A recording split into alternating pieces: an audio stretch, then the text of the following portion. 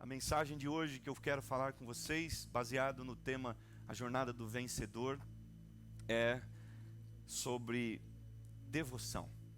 A jornada do vencedor é uma jornada de devoção. Eu falei sobre jornada do vencedor ser uma jornada onde inicia-se por um chamado. Falei que a jornada do vencedor é uma jornada a um chamado de obediência. Domingo passado eu falei que a jornada do vencedor é uma jornada que ela está totalmente envolvida com resiliência. E hoje eu quero falar com vocês nesse quarto capítulo dessa série sobre devoção. E eu quero ler com vocês o Salmo 51. Salmo de número 51. São 19 versos esse salmo e eu quero ler todos os 19 versos. Convidar vocês a que a gente medite e se aprofunde na palavra de Deus hoje de manhã. Salmo 51, verso 1. Tem misericórdia de mim, ó Deus, por teu amor, por tua grande compaixão, apaga as minhas transgressões. Lava-me de toda a minha culpa e purifica-me do meu pecado. Pois eu mesmo reconheço as minhas transgressões e o meu pecado sempre me persegue. Contra ti, só contra ti, pequei e fiz o que tu reprovas. De modo que justa é a tua sentença e tens razão em condenar-me. Sei que sou pecador desde que nasci. Sim, desde que me concebeu minha mãe. Sei que desejas a verdade no íntimo e no coração me ensinas a sabedoria. Purifica-me com hisopo e ficarei puro. Lava-me e mais branco do que a neve serei. Faze-me ouvir de novo júbilo e alegria, e os ossos que esmagaste exultarão. Esconde o rosto dos meus pecados e apaga todas as minhas iniquidades. Cria em mim um coração puro, ó Deus, e renova dentro de mim um espírito estável. Não me expulses da tua presença, nem tires de mim o teu Santo Espírito. Devolve-me a alegria da tua salvação e sustenta-me com um espírito pronto a obedecer. Então ensinarei os teus caminhos aos transgressores, para que os pecadores se voltem para ti. Livra-me da culpa dos crimes de sangue, ó Deus, Deus da minha salvação. E a minha língua aclamará a tua justiça. Ó Senhor, dá palavras aos meus lábios, e a minha boca anunciará o teu louvor. Não te deleitas em sacrifícios, nem te agradas em holocaustos, senão eu os traria.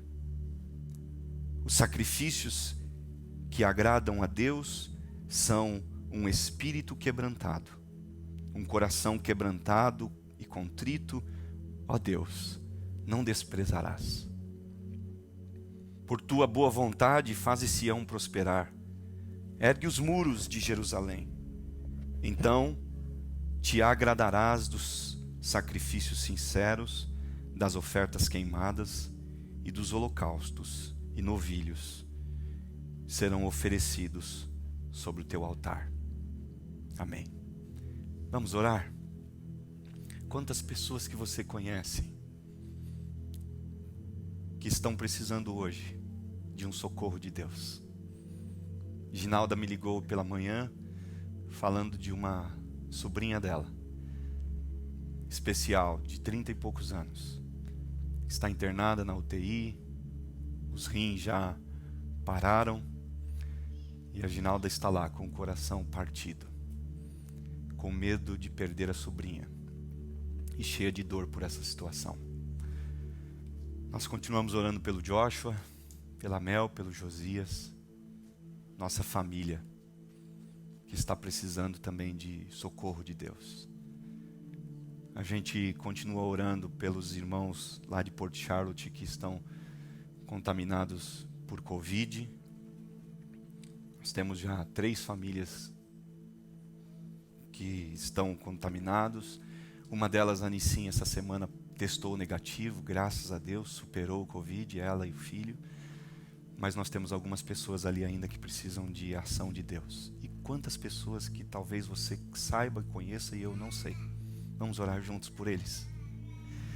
No nome de Jesus, Senhor, nós apresentamos tantas pessoas que são representadas por cada uma de nossas vidas aqui hoje de manhã.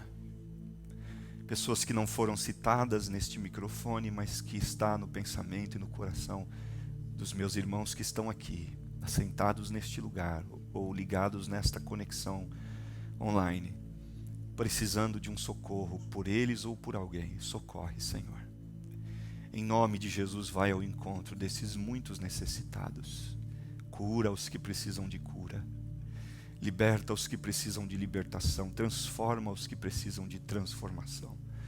Faz, Senhor, aquilo que é necessário ser feito.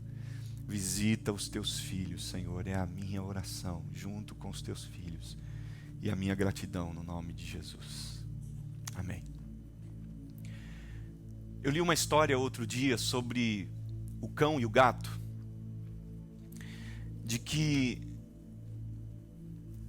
começaram a pensar acerca da vida deles. E o cão começou a fazer uma análise da sua vida. E ele disse assim: eu sou bem cuidado pelo meu dono. Mais ou menos aquele teu vira-lata lá, Carol. Ela é uma graça. Então, disse que o cão começou a dizer assim: sou bem cuidado pelo meu dono. Ele não deixa faltar comida, ele não deixa faltar água. O espaço da casa onde eu durmo está sempre limpinho. O meu dono faz tudo por mim, me leva para passear, me leva para fazer as minhas necessidades fisiológicas diariamente, em vários períodos do dia. E ele conclui dizendo assim: logo eu acho que o meu dono é um Deus, de tão bom que é para mim. O gato começou a fazer a mesma análise. E o gato disse: olha, o meu dono é tão bom para mim, ele cuida, me dá comida, me dá água, me faz tanta coisa boa, limpa, troca a areiazinha onde eu faço lá as minhas necessidades. Ele, né, o gato, o dono não precisa levar lá fora, ele faz lá dentro mesmo e tal. E quando ele conclui o cuidado que o dono tem com ele, ele disse assim: eu acho que eu sou Deus.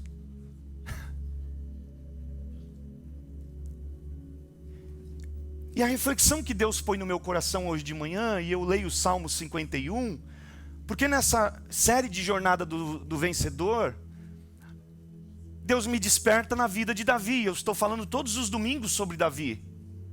E o Salmo 51 é um salmo de Davi. Por sinal, um dos salmos mais chocantes, expressivos, devotos que a gente pode encontrar na Bíblia. E eu quero inclusive dizer para você que pergunta o que é devoção. Não é Covid não, tá?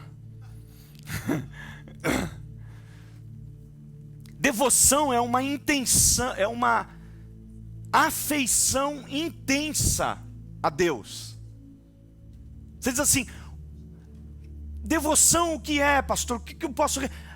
Devoção é uma afeição que você tem, intensa, por Deus. Faz com que você coloque em prática coisas que vão fazer com que você se expresse em Deus, com que você se aproxime de Deus. E aí você canta, e aí você ora, e aí você chora, e aí você clama, e aí você grita, berra. Tudo isso faz parte da devoção. E aí você lê a Bíblia, e aí você vem ao culto. Tudo isso faz parte de uma afeição intensa que a gente tem por Deus, pelo Senhor da nossa vida. Mas o que tem a ver a história do cão e do gato, das percepções de cada um, com Davi, com a jornada do vencedor? É justamente porque na jornada do vencedor, Se a gente assume o papel do gato, a gente vai estar sempre buscando vencer, porque a gente tem a percepção e a ideia de que o Deus somos nós. De que quem precisa ser servido, de quem precisa dar certo, somos nós.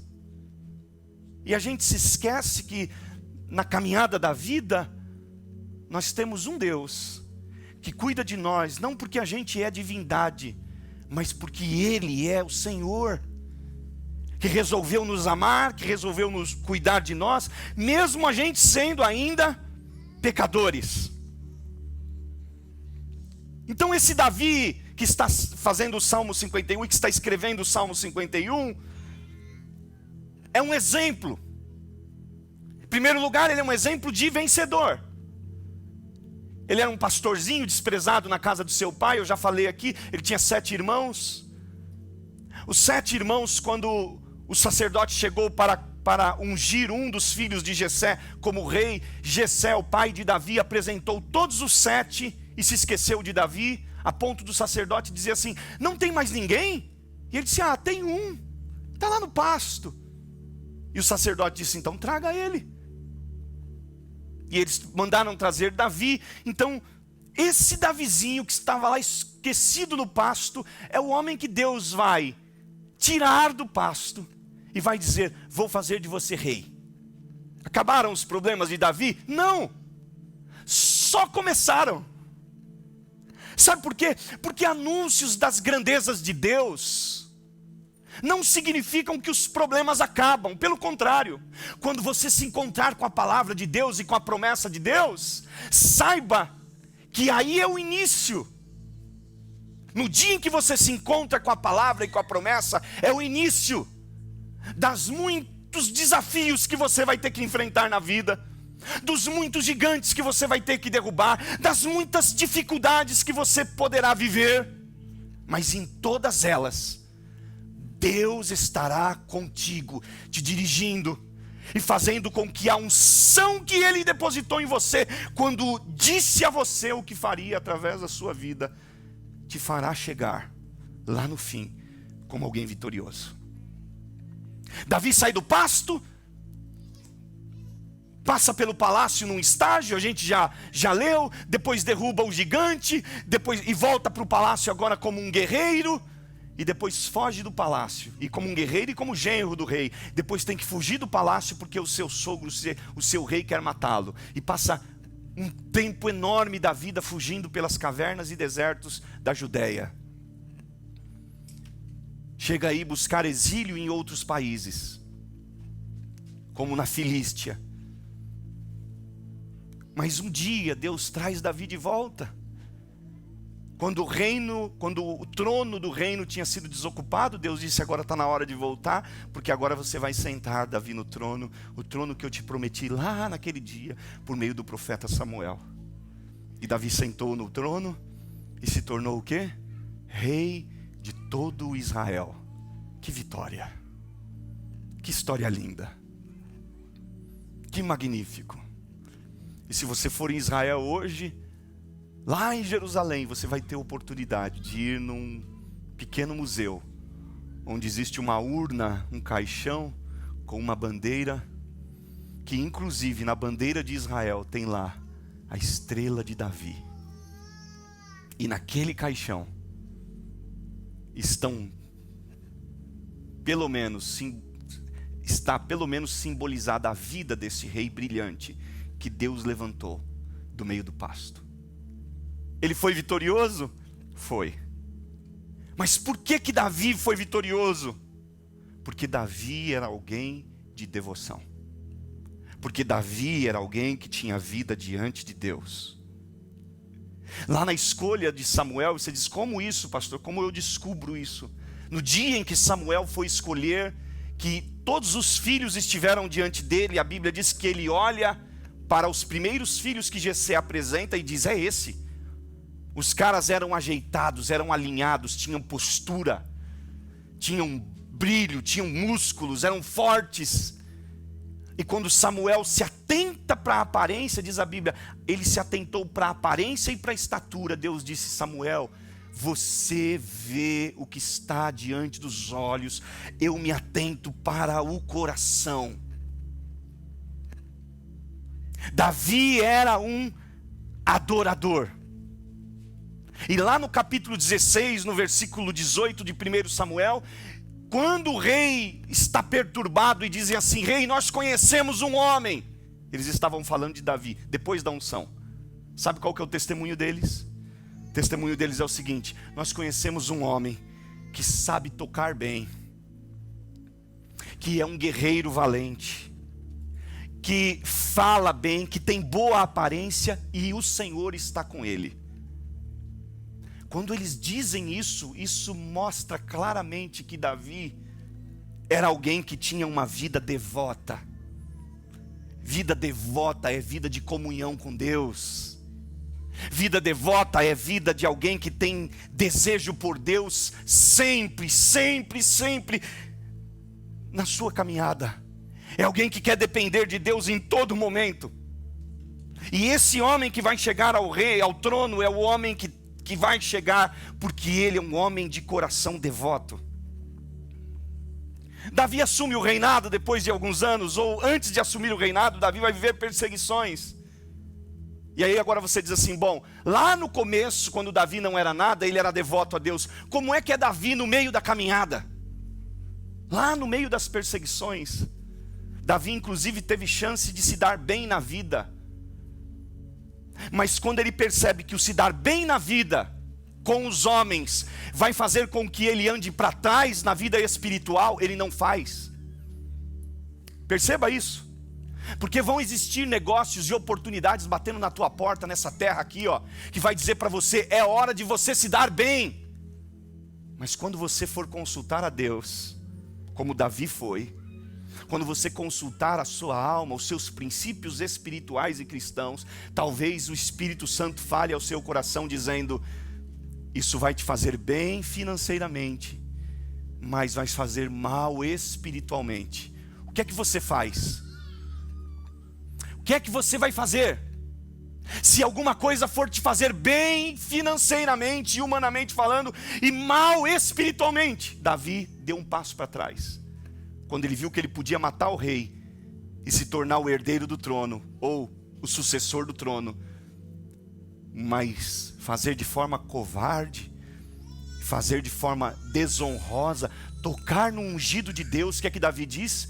Davi diz: longe de mim tocar no ungido do Senhor. Eu não conheço ninguém que tenha tocado e que tenha ficado impune. Não vou fazer. Eu prefiro ser um fugitivo em paz do que um herdeiro de um trono cheio de maldição. Eu prefiro ser alguém que aparentemente está mal financeiramente, mal economicamente, mal fisicamente, do que alguém que está aparentemente bem, mas espiritualmente está na miséria e na desgraça. Meio da caminhada, no meio das perseguições, Davi mostra que a sua vida é devota a Deus. Davi mostra que os fins não justificam os meios. Não é essa a filosofia de Maquiavel? De que os fins justificam os meios. De o que você vive hoje, do que você vai ter hoje, justifica os meios que você está usando para ter o que você tem. Na concepção de Davi, não. Na concepção de alguém devoto a Deus, os fins não podem justificar os meios, porque os meios da concepção de quem é devoto a Deus virão sempre desse Deus. E Deus não precisa de nada sujo, Deus não precisa de nada profano, Deus não precisa de nada que não seja santo para te fazer abençoado e vencedor.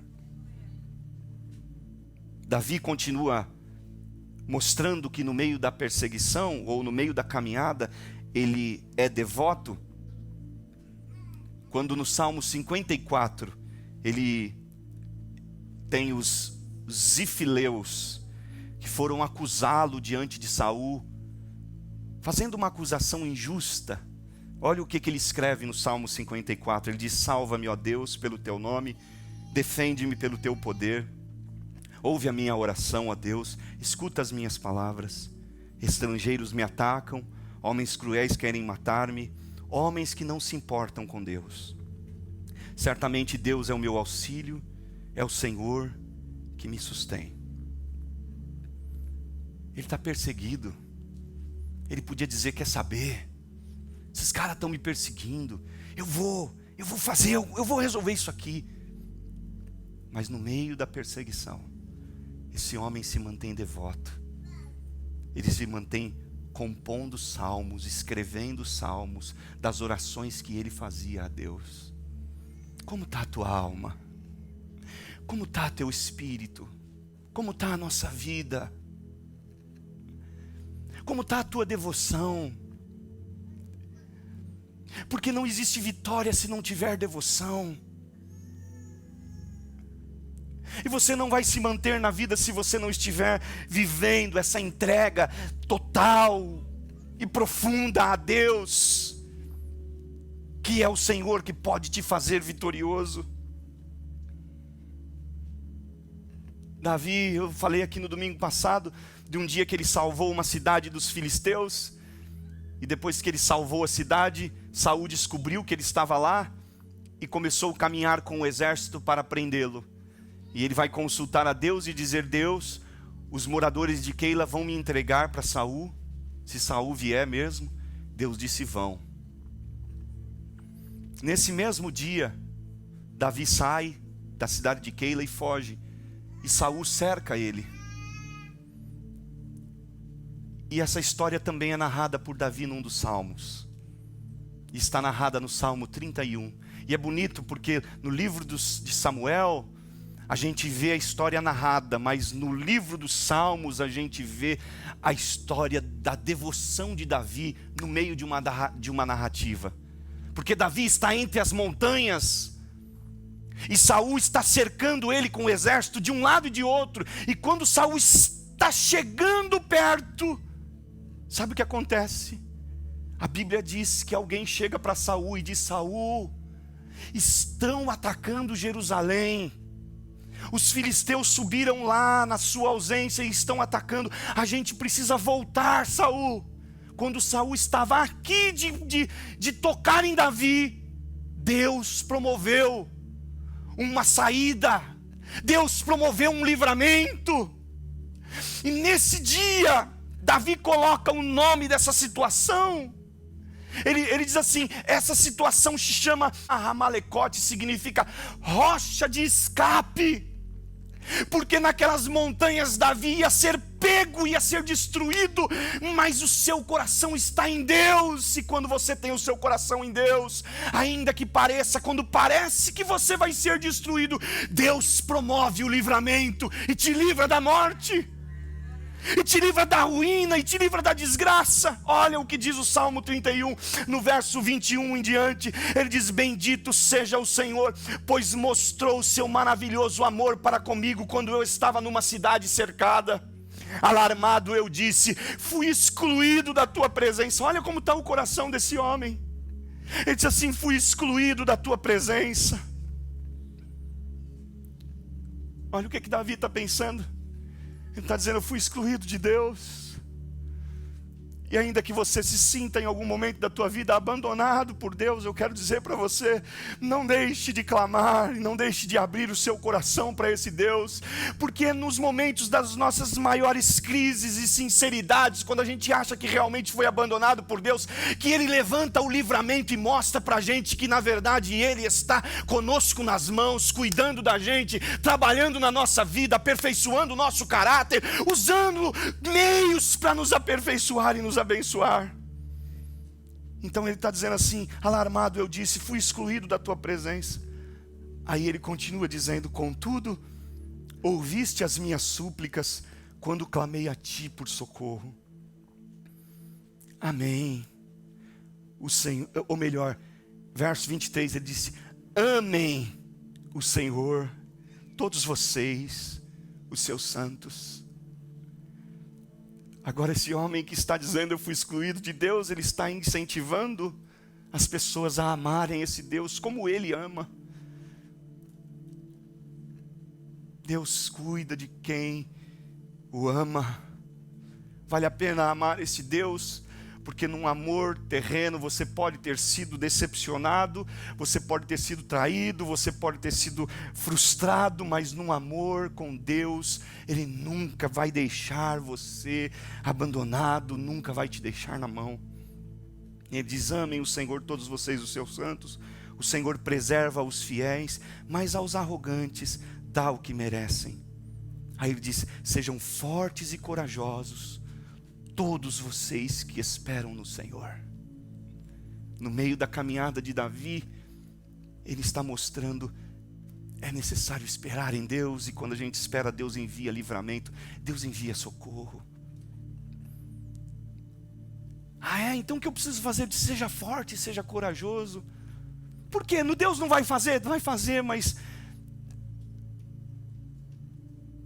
para essa obra completar, você tem que ser forte e corajoso.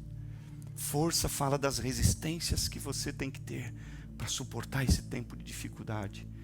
Coragem fala de todas as vezes que você tem que se levantar e enfrentar as situações, sem fugir delas e sem entregar os pontos. E no fim da caminhada de Davi, a gente vê que Davi vive duas situações complexas. Ele já é rei, e quando ele já está rei, já maduro, o reino está todo estabelecido, se levanta um filho contra ele, por nome Absalão. E Absalão é o filho de Davi que olha para o pai e diz assim: vou tomar o trono do meu pai. É feio, né?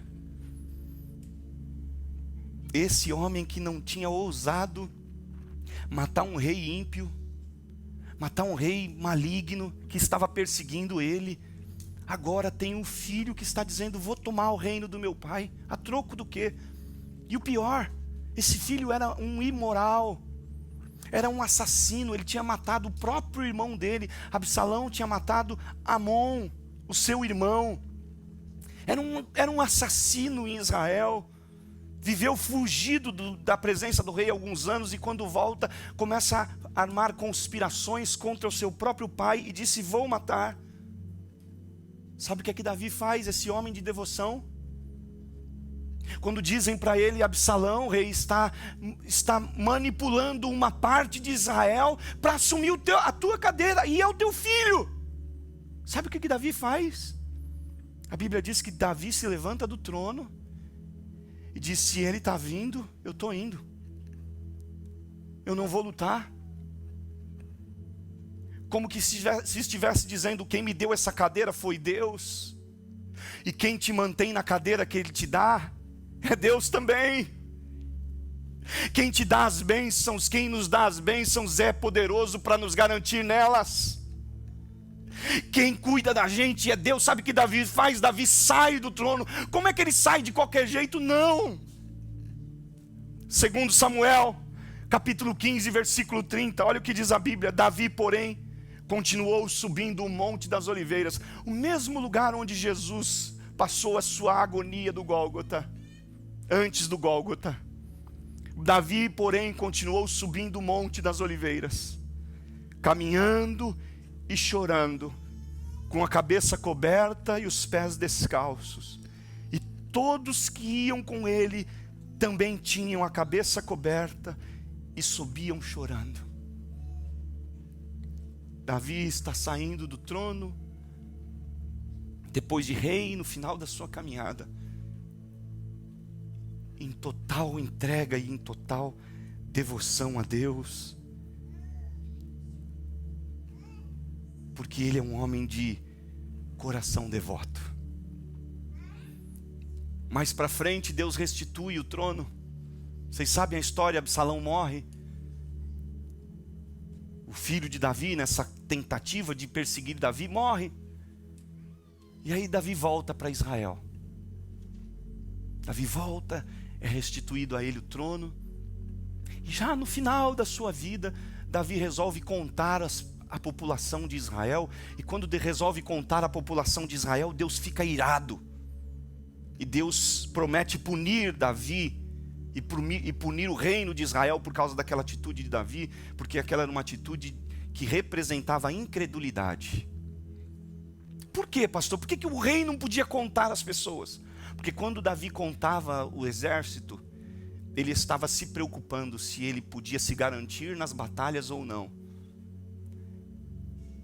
E alguém que vive em devoção com Deus, você tem que fazer planejamentos, faça seus planejamentos, seja alguém organizado, mas saiba de uma coisa: o teu futuro precisa estar garantido em Deus.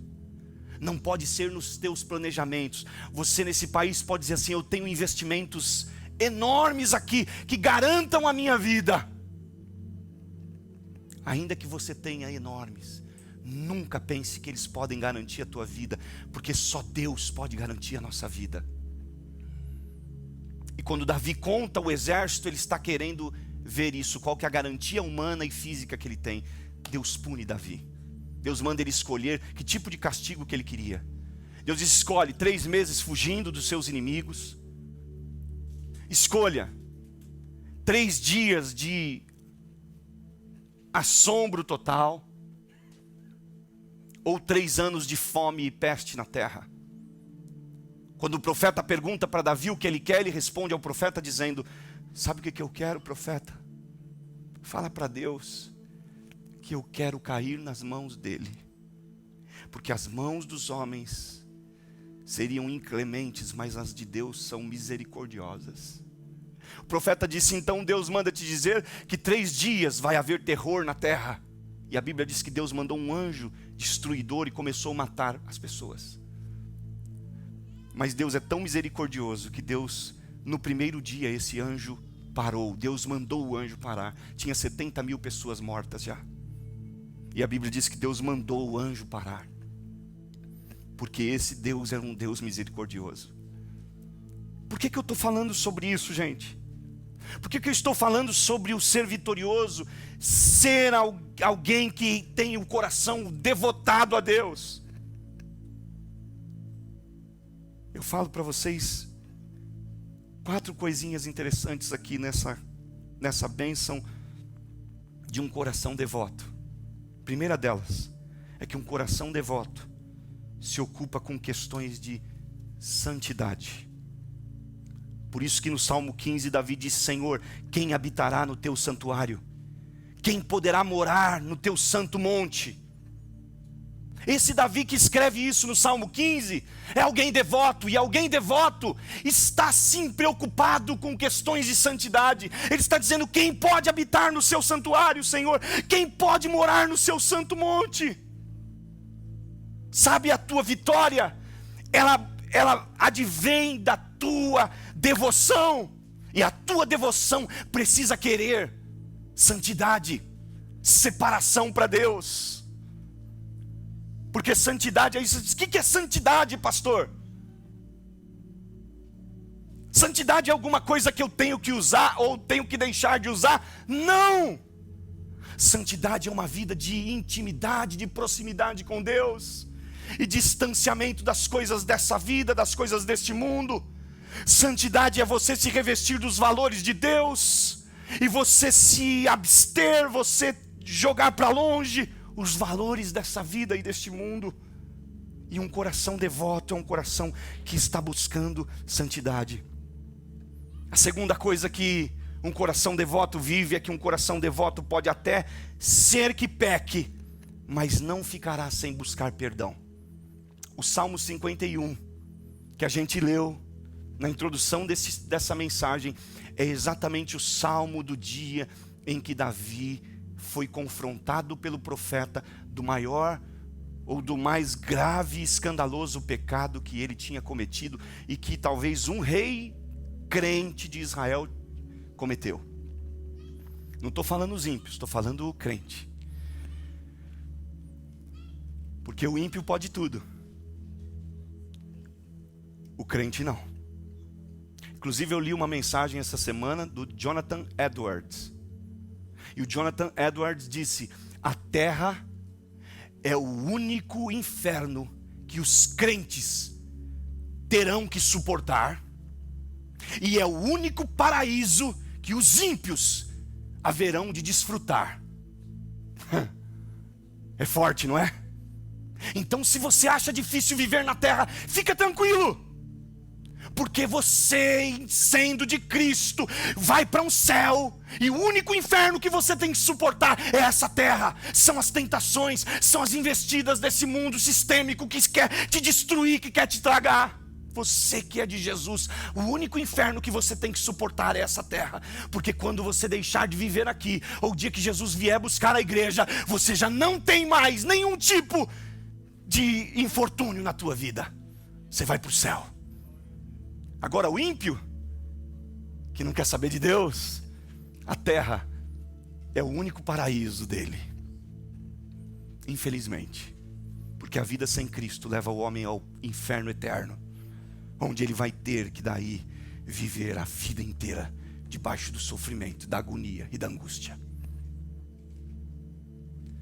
Então um coração devoto, ele pode até ser que peque, mas ele não ficará sem buscar perdão. Salmo 51. Davi começa o salmo clamando, como nós lemos: tem misericórdia de mim, ó Deus, por teu amor, por tua grande compaixão, apaga as minhas transgressões, lava toda a minha culpa e purifica do meu pecado, pois eu mesmo reconheço as minhas transgressões e o meu pecado sempre me persegue. Contra ti, somente pequei. Por que ele está dizendo que somente contra Deus ele pecou, se ele tinha cometido um adultério e um assassinato? Porque todo pecado, antes de ser um pecado contra alguém, foi um pecado contra Deus. Certo? É por isso que a lei da preservação e da santidade é o amor.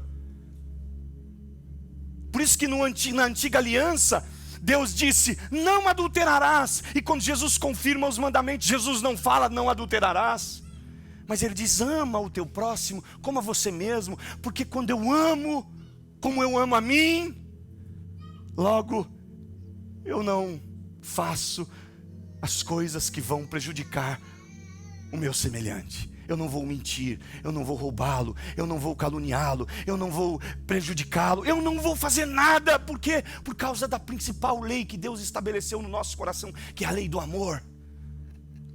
Você diz: por que que você, o que que rege a tua vida, pastor? O que é que rege a nossa vida? O que rege a nossa vida é a lei do amor. Eu amo a Deus, e porque eu amo a Deus, eu vou fazer o meu melhor para Ele, diante dEle. Então esse Salmo de 51 é o Salmo do arrependimento de Davi. Ele está dizendo: Deus, torna a dar-me a alegria da tua salvação, não retires de mim o teu espírito. Senhor, eu não posso ficar sem o Senhor. E Davi está clamando, clamando e clamando. Terceiro lugar, coração devoto não quer nada mais além da presença de Deus na sua vida. Salmo 63, Davi escreve dizendo a Deus: tu és o meu Deus, eu te busco intensamente, a minha alma tem sede de ti, todo o meu ser anseia por ti, numa terra seca e exausta, onde não há água. Um coração devoto é um coração que anseia por Deus. Onde é que está a nossa sede por Deus? Onde é que está o seu desejo por Deus? Onde é que está a nossa vontade por Deus? A nossa vontade por Deus faz com que as salas de oração se tornem mais cheias do que as salas onde existem profetas e profetadas. As salas da oração precisam estar mais cheias do que as salas das profetadas, do que as salas das mirabolâncias espirituais. Quer me provar o teu anseio por Deus? Deixe-me ver-te nas salas da oração, e não nas salas das mensagens que vão elevar o teu ego. É nas salas da oração que se conhece uma verdadeira devoção. Quarto lugar e último. Um coração devoto não se desespera em ansiedade daquilo que ainda não viveu. No meio dessa situação toda que Davi está vivendo, de incertezas, de perseguições, de necessidades, olha o que ele escreve no Salmo 40. Depositei toda a minha esperança no Senhor, e Ele se inclinou para mim e ouviu meu grito de socorro. Ele me tirou de um poço de destruição, de um atoleiro de lama, pôs os meus pés sobre uma rocha e firmou-me num local seguro. Pôs um novo cântico na minha boca, um hino de louvor ao nosso Deus. Muitos verão isso e temerão, confiarão no Senhor. É por isso que no verso 17 do Salmo 51, Davi, no verso 16, ele diz assim: Senhor, o que eu posso dar a Ti? Se o Senhor se agradasse de sacrifícios, eu traria eles, eu traria animais, eu daria a Ti, mas o Senhor não está em busca de sacrifícios. O Senhor está em busca de um coração quebrantado, contrito, de uma alma devota, de alguém que está entregue, de alguém que o ama, de alguém que só quer servi-lo. Sabe, tem muita gente que olha a esfera cristã, evangélica, e diz assim: os crentes estão pregando que Deus quer oferta. Deus quer a tua vida. Deus não precisa do que eu posso dar para Ele. Deus quer o meu coração. Quando eu entrego o meu coração, quando a minha vida está entregue a Deus, toda a minha vida está equacionada, está equalizada. E aí no verso 17 do Salmo 51 ele diz assim: os sacrifícios que agradam a Deus são um espírito quebrantado, um coração quebrantado e contrito, ó Deus, não desprezarás. E aí eu pergunto para você, nessa caminhada de vitória da tua vida, como é que está a tua devoção? Você está vivendo a filosofia do cão ou a filosofia do gato? Como que está a minha vida? Eu estou vivendo a filosofia do cão? Oh, como meu dono é bom, como meu dono cuida de mim, Ele é Deus. Ou eu estou vivendo a filosofia do gato? Como meu dono é bom, como Ele cuida de mim, eu só posso ser Deus. Davi viveu a filosofia de alguém que reconhecia que um Deus como aquele que estava diante dele, que tinha tirado ele do pasto, ele diz isso no Salmo 40, ele diz assim: Ele me tirou de um poço de destruição, de um atoleiro de lama, e pôs os meus pés sobre uma rocha, firmou-me num lugar seguro. Você se lembra do que era a tua vida antes de te apresentar em Jesus? Você se lembra como os teus pés estavam sem segurança, num atoleiro? Hoje a tua vida está firmada em Jesus. E a minha pergunta é: como é que está a tua devoção? Porque conforme é a tua devoção, é também a tua vitória nessa jornada.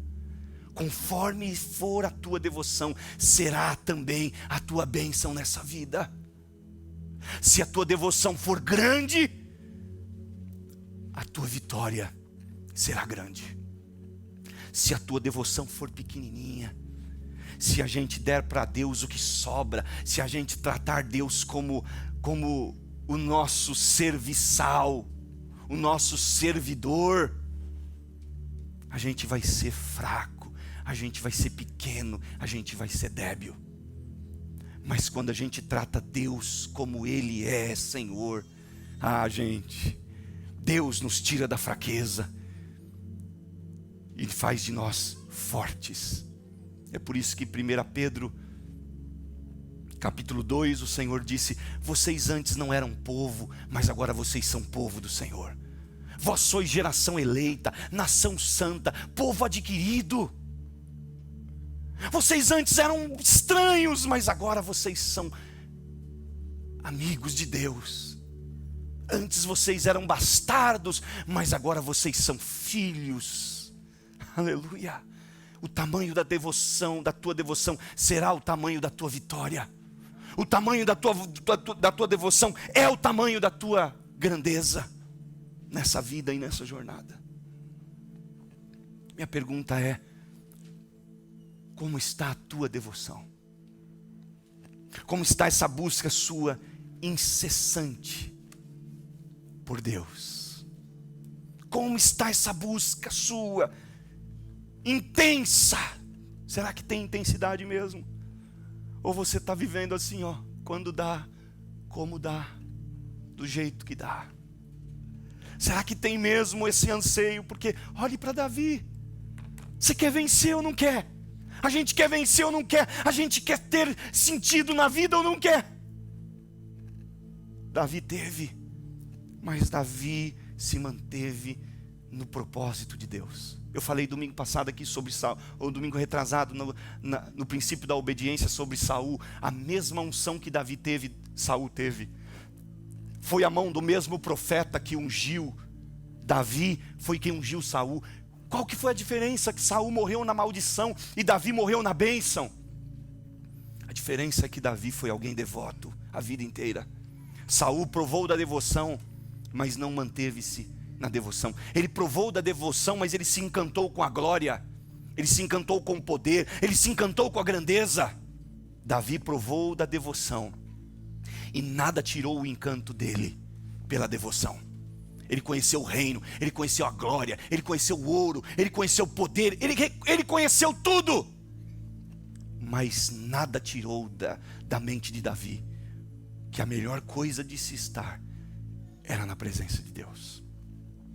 Será que a tua alma tem sede de Deus? Será que você pode dizer isso para Deus hoje de manhã? A minha carne te deseja, Senhor, numa terra seca e cansada. A minha alma nela por ti, anseia por ti, Senhor. Será que a gente pode dizer isso hoje de manhã? Será que o seu coração está dizendo isso hoje de manhã? Será que a tua vida está dizendo isso hoje de manhã? Aleluia. Se você disser, pastor, a minha vida está assim, ó, toda bagunçada. Nós cantamos hoje de manhã aqui, tudo é possível para ti, Senhor. Nunca perdes uma batalha. Você diz, como é que eu vou ser vitorioso, pastor? Eu digo para você, você é vitorioso na sua jornada se a sua batalha estiver em Deus, se ela estiver na mão de Deus. Se a sua batalha estiver na sua própria mão, sinto lhe dizer, você vai perder. Mas se a sua batalha estiver na mão de Deus, eu tenho a alegria de te dizer, você vai viver os impossíveis de Deus, porque tudo é possível a Ele. Mesmo quando a batalha parece estar sendo ganha pelo inimigo, Deus reverte. Deus reverte e nos faz vencer. Você crê nisso? Feche os seus olhos, curva a sua cabeça.